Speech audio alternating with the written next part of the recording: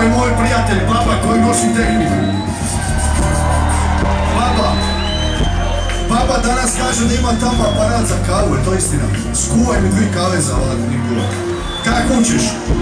Crno dugo. Ti kako? Bilo. Kuvaj kavu za čovječe, govori ga. Mora ovaj koncept biti drugšije, tako? Ja sad za vas dvoje, ne briniš. Hoćeš nešto od kratko? Ići odo šanku, ništa, super. Ode šanku.